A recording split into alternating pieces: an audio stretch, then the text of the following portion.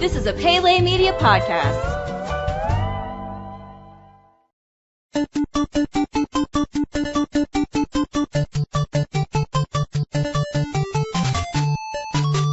Welcome back to Goonies Minute, everyone. Goonies Minute is the fan podcast where we carefully explore the movie Goonies minute by minute. This is Brady. And this is Chris. And we are going over minute number 90 of the Goonies today. And we are joined by not only a very special guest in terms of the subject that he's going to be speaking with us today about, but he's also one of our dear friends. And that is Master Jeweler Extraordinaire Jeffrey Collada. Jeff, how you doing? Wow, I didn't realize my credentials were so up there. Yeah, they are. Thanks. You wouldn't know, man. I mean, let's see, how long have you been in the jewelry business? Well, I've been in retail managing and selling for 11 years, and I have a degree in jewelry and metalsmithing from LSU. Okay, so that was what you studied. That's your background, right? Education-wise, right? Okay. What got you interested in jewelry? Because that's an unusual degree, and I had actually never heard that was a degree until you told me that. So what got you into that? The Goonies. The Goonies. All right. No, but you know what? Who knows? I mean, back then when I did see that movie, I can't think of the actual moment, but things like that always fascinated me. Pirate treasure. I grew up in Catholic church and seeing all the chalice and everything, any metal work or stained glass, bejeweled things. Just fascinated me. I always wondered how they were made. Awesome. So not only does your interest in things like this go back to your childhood in terms of like treasure and pirates and things like that, but your interest in the Goonies actually goes back pretty far because you had a nickname when you were growing up, right? Chunk, because of course I was overweight. I looked just like that kid. Had an afro. Everybody always wanted me to do the truffle shuffle. Did they really? Yeah. Oh my God. And so actually to this day, people still call me Chunk from high school. God. Some guys that were a little older than me. I did not know that. Yeah. Well, Chris, I think we might have a new nickname for Jeff here. Yeah, I always thought he looked like, well, this was before then in high school, but he looked like the guy from Superbad. What's his name? Why can't I think of his name? Thanks. Well, hey, not anymore. But that was back then, and I guess Chunk would be the best description of Jeff back then. I'm sure I thought about it a couple times that it could have been him. Okay. I look a lot better now, naked. Now, did you? There you go. Y'all knew each other growing up, right? Because y'all lived in the same neighborhood? We know each other because we graduated high school together. Okay. It goes back even further. That's the first way we knew each other. Then we grew up in the same neighborhood. And so seen him pretty regularly since, singing music. It is absolutely. Folky J. Folky J the jeweler. Folky J in here? Folky J the jeweler. J, that's better than Chunk. How long you been a musician? Well, I started playing in high school. Well, no, I'm sorry. Elementary school, started playing saxophone in third grade. I didn't know you played sax either. Played sax, I'm learning all kinds of new stuff today. Jazz man. Jazz not man. really jazz. But your stage name is Folky J, and it's kind of a mix between rap and folk music? Yeah. Okay, cool. Exactly. All right. Now, my favorite track by Folky J is Mr. David West. And it's not based on the basketball player. It's based on an old friend of yours who used to get random phone calls from a lady who thought it was a different guy, and she was asking if he could pick up her kids to babysit. Have you heard this story? That. No, I have not heard this story. Mr. David West is the best. The phone calls were for his girlfriend. She was kind of like I always used to say she was a vigilante social worker. She would pick up these underprivileged kids and try to teach them how to read and bring them swimming at the pool at our apartment. And Mr. David West lived with me. And anyway, you can go on. The story tells itself through the song, and it's on YouTube. There you go. Folky J and Mr. David West.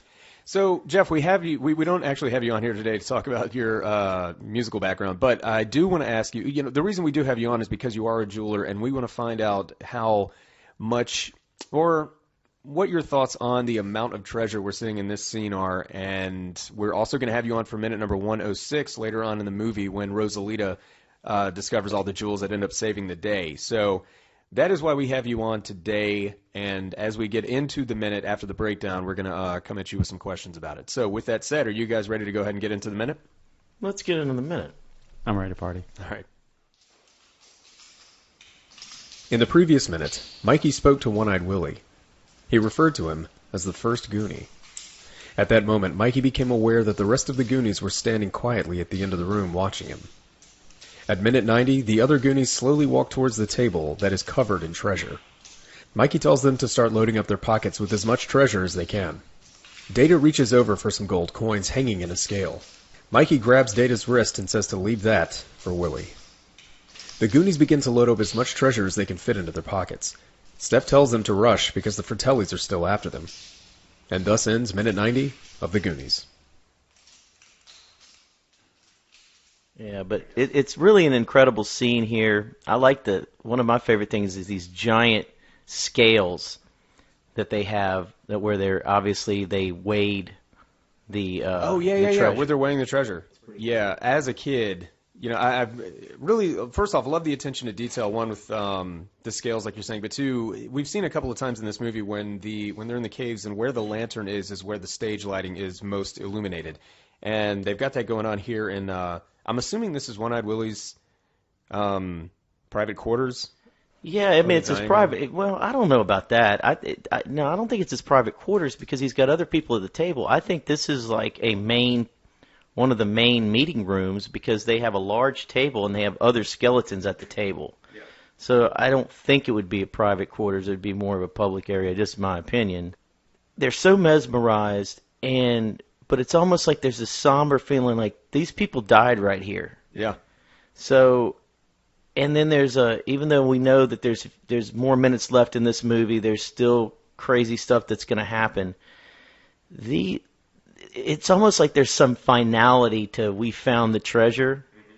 So even though there's more left to the movie, it's just such an interesting score.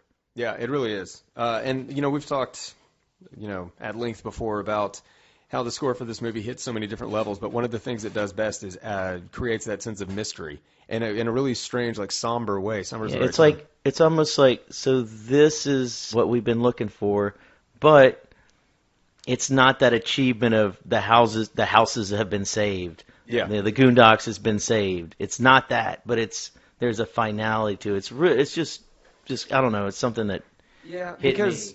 The quest to save the community, the Goondocks, isn't really the quest here. The quest is Mikey beating being the first person to find Willie's treasure and all of this stuff. So anyway, there's a lot of treasure in this room. There's a lot of jewels, a lot of treasure, a lot of value in this room, and it's very difficult to pinpoint how much that might have been unless we have some kind of an understanding of how all of this might be worth. So, Mr. Expert Jeweler Jeff, in your opinion, what's going on here? Well, last night when you had me, looking at the minute and analyzing the scene and the booty. Get it? He said booty. Yeah, that is correct. There's three grown men in here laughing at the word booty.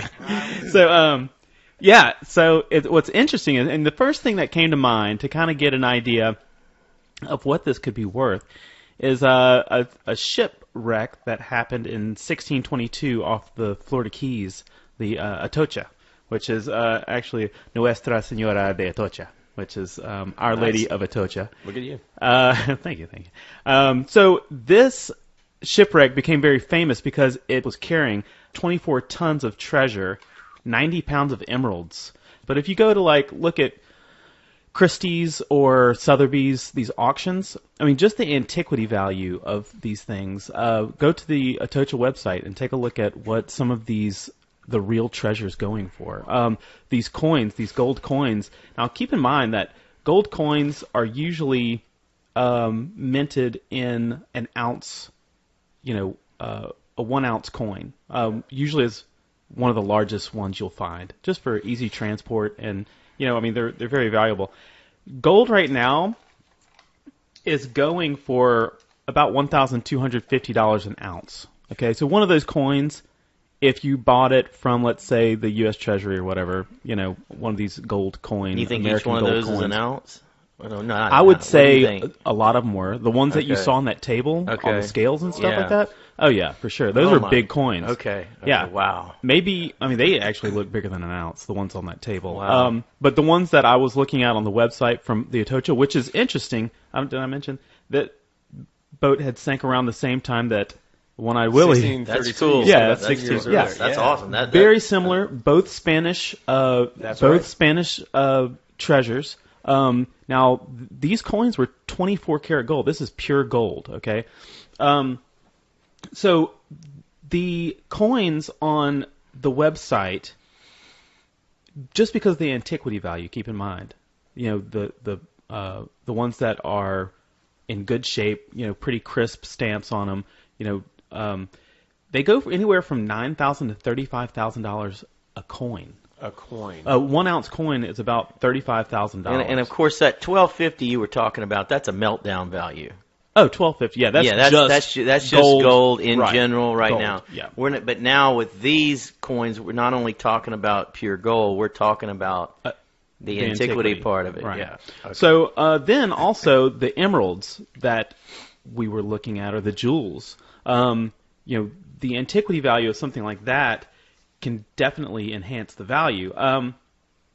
In 2011, actually, in June 2011, an emerald ring was recovered off of the coast of Florida from this shipwreck.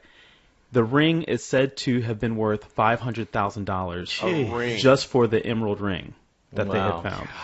So, just to kind of put things into perspective, when you're dealing with these jewels, all of this gold, the antiquity value of everything, we're talking about a mass fortune. Yeah, this is way more than even I thought about that it could be. Yeah. Millions. So it's amazing the amount that's on this ship.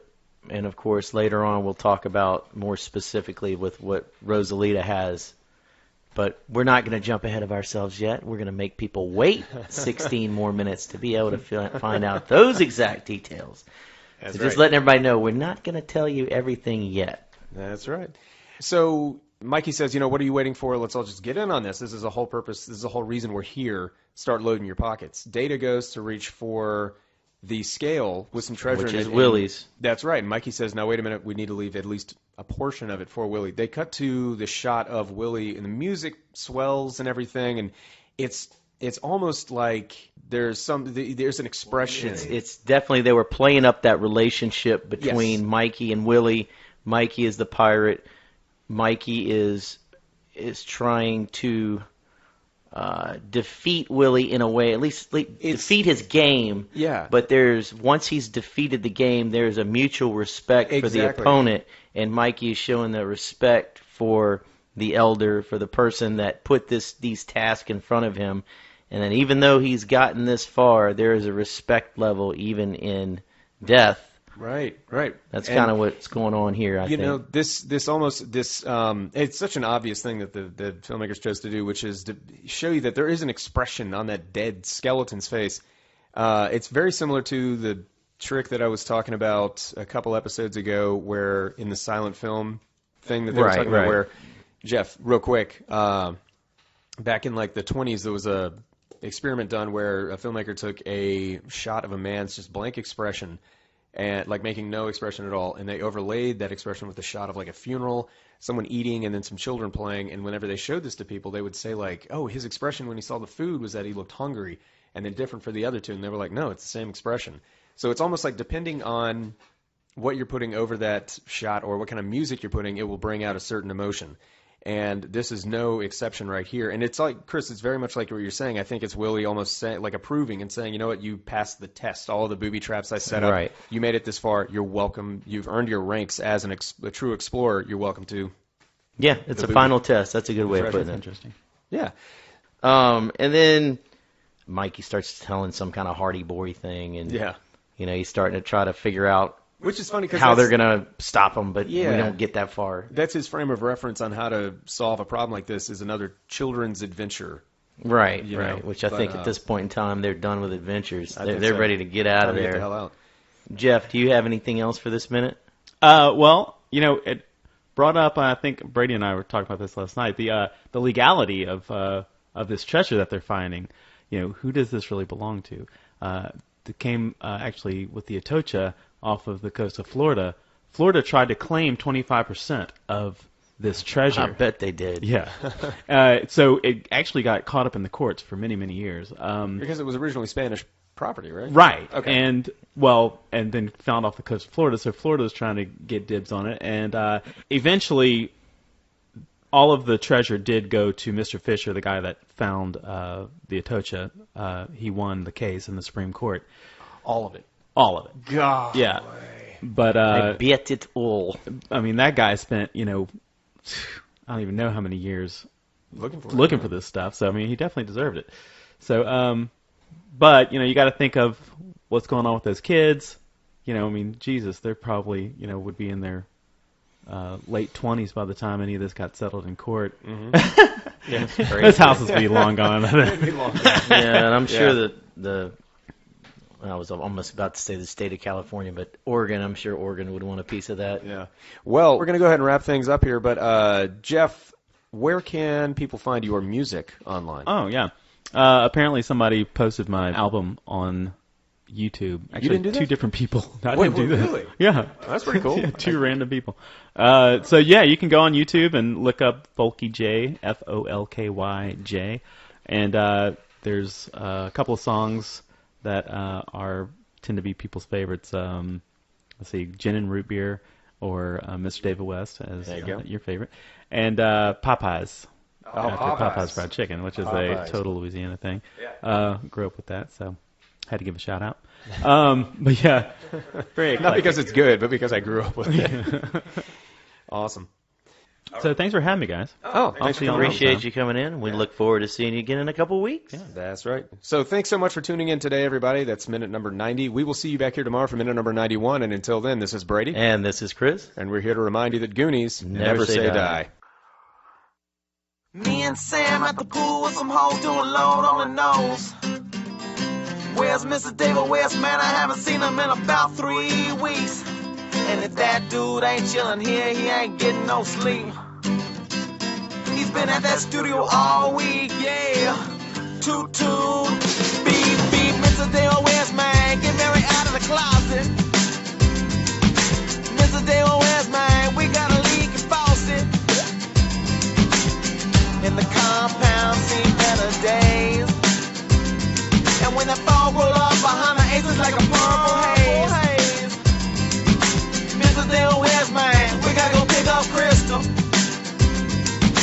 Mr. David West, hey man, should I find my pistol? Cause Jackie's been calling on my phone all day just to see if you and Cynthia can come out and play. She say, Mr. David West, won't you pick up my kids? The father ain't around and we don't know where he is. Mr. David West, won't you pick up my kids? Yeah. The father ain't around and we don't know where you live. Out on the porch, the children be playing. They don't wanna go inside cause they really just be waiting for the daddy to roll up down the drive. But mama know he ain't never gonna ride. Pick them up and bring them to your residence. Teach them how to play with them other kids. Let them pick up some of your mannerism. A little something, something daddy could never give them. Teach them what to do when they get talked up. Don't let them be the next ones to get chalked up. Mama just wanna see a baby child survive. Beyond that, let them grow, love, and thrive. Mr. David West, won't you pick up my kids? The father ain't around and we don't know where he is. Mr. David West, won't you pick up my kids? Yeah. The father ain't around and we don't know where you live.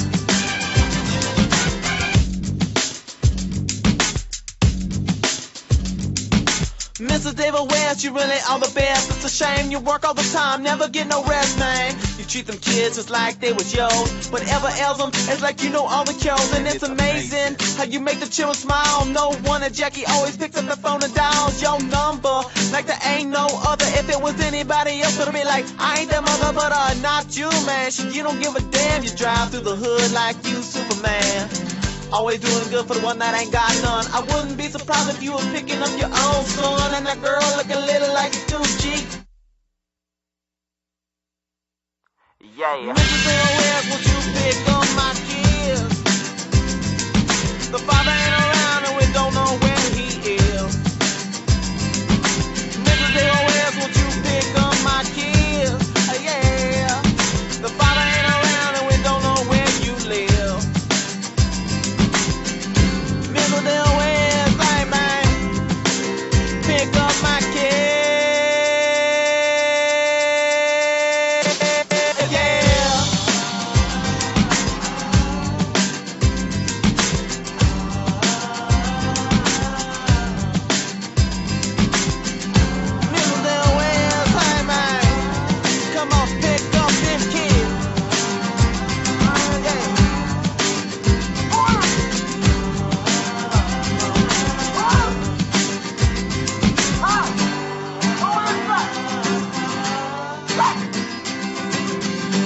Who's that?